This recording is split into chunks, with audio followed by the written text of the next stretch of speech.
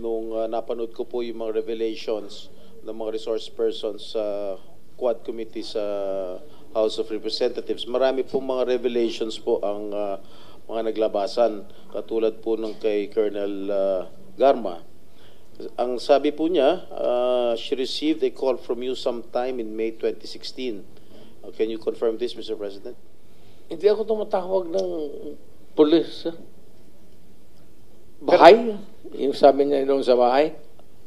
Hindi ko pinapupunta ng... Before you assumed the presidency, you were still president-elect at the time.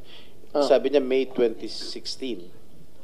So I presume you were still president-elect, Mr. President. I do not remember Calling her. calling her. And for what? Yung presidente ako, nandyan na yung lahat nasa akin na Ang sabi po kasi niya dun sa kanyang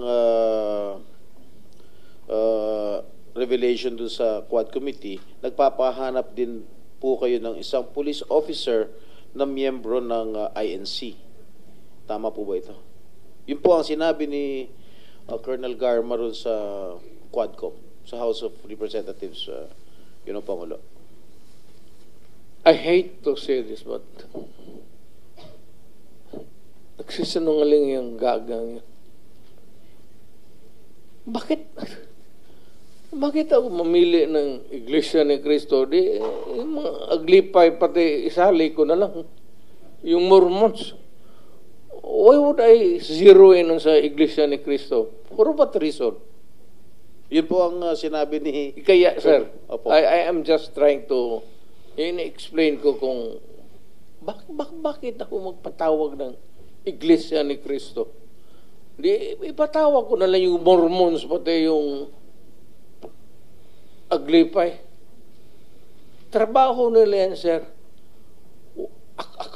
Ako, Mayor Presidente, wala akong pakialam kung anong relihiyon ninyo.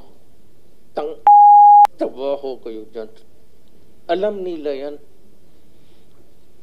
Alam nila yan kung paano ko sila murahin. Do not give me that shit to